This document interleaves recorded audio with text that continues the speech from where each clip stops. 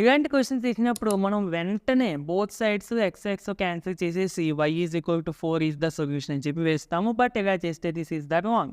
ఎందుకు రాంగ్ అంటున్నాను అంటే xy=4 ఇంటూ ఎక్స్.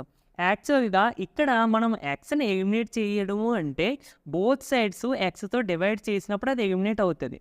ఓకేనా? సో దట్ అప్పుడైనా y=4 కదా వస్తుందని మీరు అడగవచ్చు.